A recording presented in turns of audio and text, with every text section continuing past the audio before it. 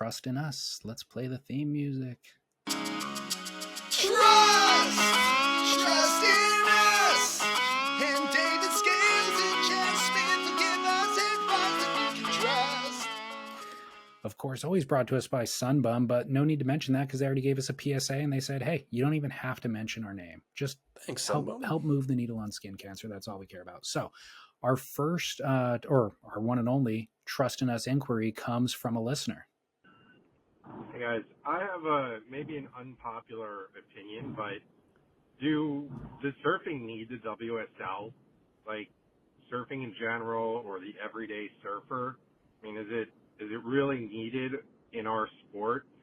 And coming from an average surfer, I mean, my friends don't follow the WSL. You know, maybe they know who won a competition, or you see a highlight on Instagram, or we'll watch Pipe Live, but everything else isn't a big deal, and it seems like it just loses money. So I don't really see the purpose of it. I mean, crowning the best surfers in the world just doesn't seem as cool anymore. More impressed by what more free surfers are doing. What I do like about the competitions is, I'll put it on the background once in a while, and you get to see some of the surf breaks at their not so finest moments, and you get to learn more about it versus just what they look like perfectly. Watching bells when it's not perfect is kind of interesting too. So that's a benefit for me. But otherwise, should we just get rid of the WSL and rely on people free surfing and sponsors and trips to see some of the best surfing in the world, and we can determine who the best surfer is on our own? I don't know. Think about it. Does surfing need the WSL? And I'm going to say, I love that, first off, that his big takeaway from watching WSL content is to see bells bad. is watching crappy bells is his, that's the positive takeaway. That's the WSL's greatest contribution, is allowing us to see how world-class surfers surf mediocre waves. Amazing. But he's totally correct. The problem is what makes the WSL fun, and again, this is what makes it enjoyable, and we go too far probably, and I think we haven't even said one thing about the WSL today except for right now. Or maybe in weeks, really. Yeah. It does give funny talking points. Like, it's a funny thing to mock for me, the idea of surfing, of professional surfing specifically, but really of the World Surf League. The World Surf League is so mockable, and it's such high comedy. It's like absolute peak. It's like if Monty Python was running in real time and we got to experience in real time the glorious humor of Monty Python. That is what the WSL is. So surfing does not need it. No. But culture needs the World Surf League to be the most absurdly ridiculous bit of theater. And who knows when it's going to end, right? Like, posted on Beach Grit late last night, heard the rumor that the chief financial officer, as well as many others, were allegedly fired overnight, right?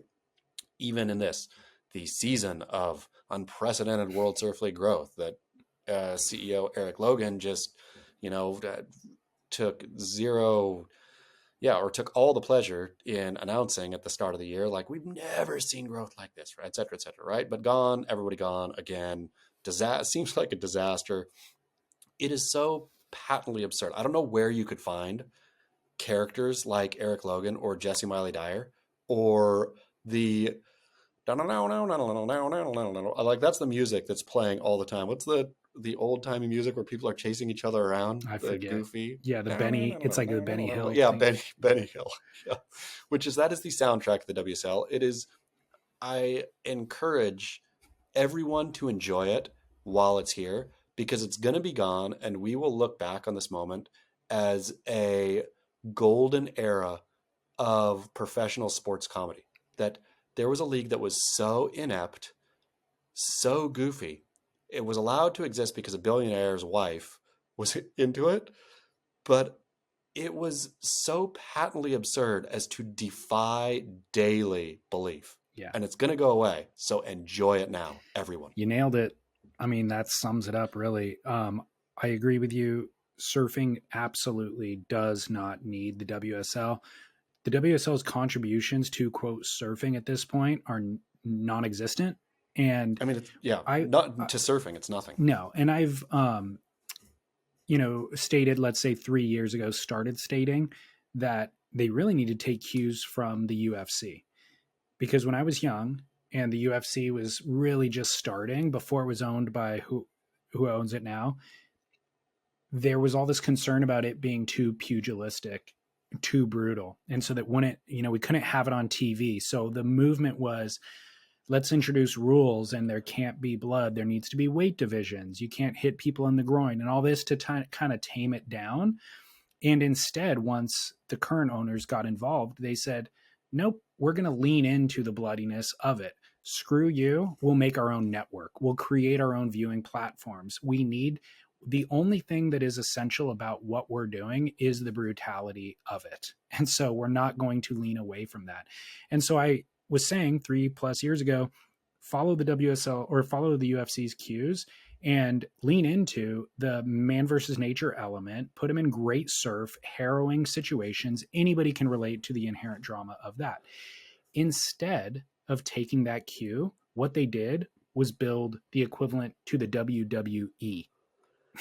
I mean, literally, Chris Cote having the people stand off in front of each other on the beach at lowers. And so what's the WWE, the only difference between that comparison is that the WWE is successful. You know what I mean? Like, they make money. And so it's become its own circus. And wrestling, I'm sure there was a moment where professional wrestling and or collegiate wrestling saw what was happening with the WWE and thought it was maybe a threat to what they were doing or would sully the reputation of what they're doing. But it so quickly just became a farce that wrestling never had to worry about it again. And that's really where the WSL is at now. They are the ones who need to look in the mirror and realize nobody's taking you seriously. And you guys, I mean, I don't know how you guys don't realize that you're the last people who think that you are the arbiters of surfing, because you're not. And so, and so you guys need to just acknowledge what you are, become the circus sideshow. In fact, lean into it. The more you lean into it at this point, because you're running in wave pools, you've got the standoff, face-off thing, you've got the music, you've got all of it. You're so far removed from representing surfing and what surfers are. So just lean into the WWE aspect, because that's what it is at this point.